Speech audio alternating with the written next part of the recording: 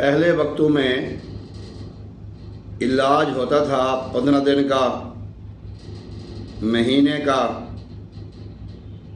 45 دن کا، یا زیادہ سے زیادہ 3 مہینے کا علاج ہوتا تھا۔ ایسے ہوتا نہیں تھا 3 مہینے تو میں کہہ رہا ہوں، نہیں تو مریض جو ہے نا وہ 15 دن کے اندر، مہینے کے اندر بالکل ٹھیک ہو جاتا تھا، فریش۔ علاج بھی تھوڑے مختلف تھے، بعض اوقات ایسے ہونا کہ کوئی بیمار ہو جانا بچے نے، بڑے نے، تو اس کو لے جاتے تھے مسجد کے دروازے میں، تو نمازی نماز پڑھ کے نکلتے، وہ بیمار کو پھونک مارتے جاتے، پہلے نمازی سے لے کر آخری نمازی تک، بلکہ پہلے نمازی کے بعد آخری نمازی سے پہلے وہ مریض ٹھیک ہو جاتا۔ اگر کوئی کسر باقی رہتی اگلی نماز میں چلے جاتے، اس سے اگلی میں چلے جاتے، پھر بھی اگر کوئی فرق نہ پڑتا پھر وہ جاتے تھے بڑے سرجن کے پاس، جو بڑا تھا نا فزیشن، اس کے پاس جاتے۔ وہ کون تھا؟ امام مسجد، وہ تو اندر حجرے میں ہوتا تھا، تو وہ ایڈ تھا۔ پھر بھی اگر کوئی مسئلہ ہوتا تو پھر پھکیاں استعمال کرتے۔ ہمارا یقین ایمان اڑ گیا ہے، نہیں تو اللہ تبارک و تعالیٰ نے واضح فرمایا ہے کہ قرآن جو ہے یہ شفا ہے۔ ہم قرآن پاک کو مانتے تو ہیں، قرآن پاک کی بات پہ غور نہیں کر رہے کہ قرآن نے کہا ہے کہ قرآن جو ہے وہ شفا ہے، ہمارا ادھر دھیان نہیں جا رہا۔ صدقہ و خیرات جو ہے یہ بھی ایک بہترین علاج تھا، بہترین ذریعہ تھا علاج کا، وہ بھی ہم نے چھوڑ دیا۔ آج اگر ڈاکٹر کو یا حکیم کو، معالج کو 1000 روپیہ دینا پڑے تو وہ ہمیں چھوٹا سا نوٹ نظر آتا ہے، چھوٹا سا نوٹ۔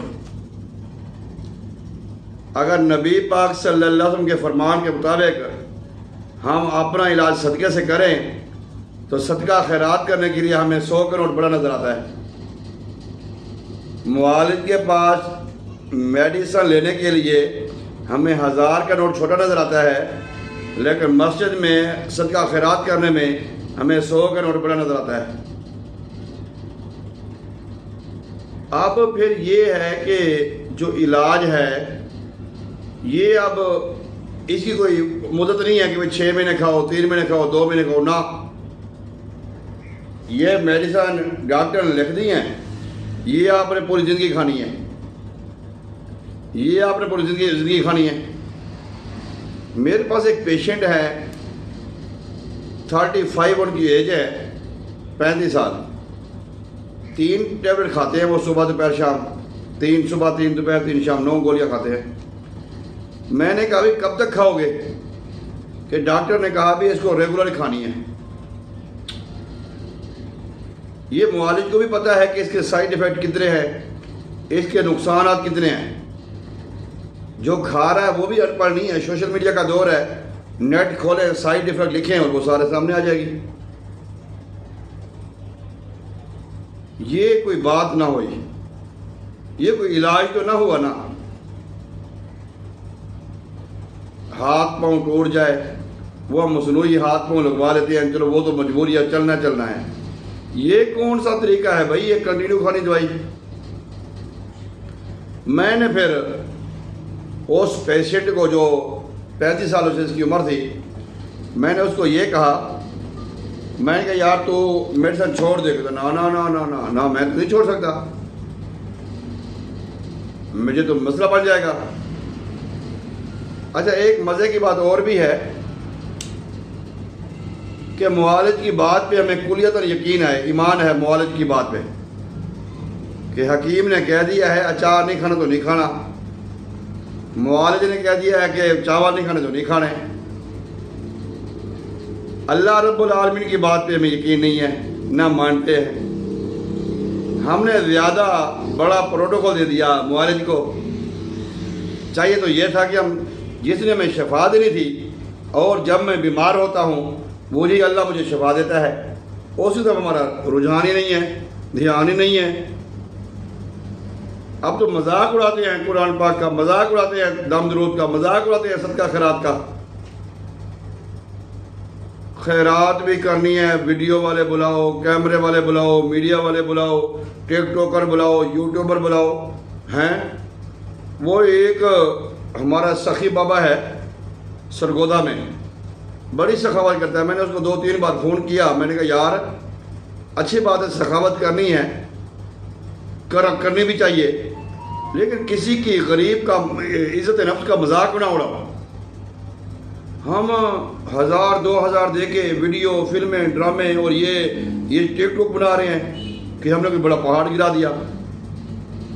میں نے اس سے بھی کہا کہ اگر خدمت کرنی ہے تو میرے پاس آؤ، میں آپ کو آ کے سکھاتا ہوں کہ خدمت کیسے کرتے ہیں۔ ہم بھی سینکڑوں گھروں کو یہ سسٹم کر رہے ہیں، کمال ہے کسی کو پتہ ہو۔ میرے بھائی، ہم جو ہے نا، ایک تو اللہ کی بات کو ہم نے پشے پوش ڈال دیا، قرآن پاک کو، حدیث پاک کو۔ دوسرا ہمارا یقین ہو گیا ادویات کے اوپر۔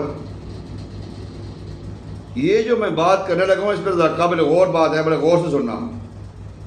پہلے ہم کیمیکل والے کھانے کھا کر، کیمیکل والی سبزیاں کھا کر، ہائی بریڈ کیمیکل والی ہیں، کھادیں، فرٹیلائزر، سپرے، ہم کیمیکل والی میڈیسن خوراکیں کھا کر بیمار ہوتے ہیں، پھر کیمیکل سے پھر علاج کرواتے ہیں۔ نہ بھائی نہ، اس طرح نہ کرو۔ کیمیکل والی غذائیں کھاؤ لیکن علاج دیسی کراؤ، قدرتی طور پہ علاج ہوتا ہے۔ برکیف ویڈیو لمبی ہو جاتی ہے۔ اگر آپ کو شفا چاہیے، اطمینان چاہیے، سکون چاہیے، تو آپ ہم سے بھی رابطہ کر سکتے ہیں، ایسی بات نہیں ہے۔ میں الحمدللہ ہمارا ادارہ خدمت خلق میں کافی آگے ہے الحمدللہ، اور بڑے لیول پہ الحمدللہ خدمت خلق کرتے ہیں الحمدللہ۔ لیکن ہم یہ نہیں چاہتے کہ آپ کوئی بھی علاج کنٹینیو رکھیں، کوئی میڈیسن آپ نے پوری زندگی کھانی، ایسی بات نہیں ہوگی۔ آپ ہارٹ پیشنٹ ہیں، لیور پیشنٹ ہیں، جس ہاں ایک سٹیج ہوتی ہے کہ جب وہ ہمارے بھی اختیار سے نکل جاتا ہے۔ بعض اوقات میرے پاس مریض آتے ہیں، میں ان کو کہتا ہوں تم ڈاکٹر کے پاس جاؤ یا فلانے کے پاس جاؤ، فلانے کے پاس جاؤ، پھر شاگرد اسٹوڈنٹ بولتے ہیں کہ یہ کیا؟ میں کہنا یہ اب ہمارے سر سے پانی اوپر چلا گیا ہے۔ کوئی پریشانی ہے بیماری میں تو آپ ہم سے بھی رابطہ کر سکتے ہیں، لیکن قرآن کا دامن، اللہ کا دامن، اللہ کے رسول کا دامن اور نبی پاک صلی اللہ علیہ وسلم کی محبت اور نسبت کا دامن نہ چھوڑیں، پھر آپ کو شفا ملے گی۔ علاج بالغذا کریں، اچھے معالج کے ساتھ رابطے میں رہیں، مشورے میں رہیں، انشاءاللہ تعالی آپ کو شفا ہوگی۔ لیکن جس اللہ پاک نے ہمیں اتنی نعمتیں بغیر کسی حساب کتاب کے دی ہیں، آنکھیں ہیں، کان ہے، ناک ہے، بے شمار چیزیں ہیں، کروڑوں خربوں روپے بندہ لگا لے تو یہ نعمتیں دوبارہ حاصل نہیں کر سکتا۔ اگر کوئی بندہ ڈونیٹ کر بھی دے، سیل کر بھی دے، لیکن وہ بات نہیں ہوتی جو اپنے کی تھی۔ آئیں اپنے اللہ کے آگے جھک جائیں، اللہ سے گریہ زاری کریں، اللہ سے معافی مانگیں، اللہ کے حکموں کے مطابق، نبی پاک صلی اللہ علیہ وسلم کے طریقے کے مطابق زندگی گزاریں گے، شفا ہوگی، اطمینان ہوگا، سکون ہوگا اور پر لطف زندگی ہوگی آپ کی انشاءاللہ تعالی۔ اگر اپنی مرضی کرنی ہے پھر دن بدن ہاسپٹل بھی بن رہے ہیں، میڈیسن کی فیکٹریاں بھی بن رہی ہیں، اوور ٹائم لگا کے دوائیاں تیار کی جا رہی ہیں، اور ہر گھر کو میڈیکل سٹور بنایا جا رہا ہے، ہر گھر میں میڈیسن بڑی ہوئی ہے۔ خدا را ایسے بچیں، آئیں۔ وہ کہتے ہیں جو دامن مصطفیٰ سے لپٹا وہ یگانہ ہو گیا، جس کے حضور ہو گئے اس کا زمانہ ہو گیا۔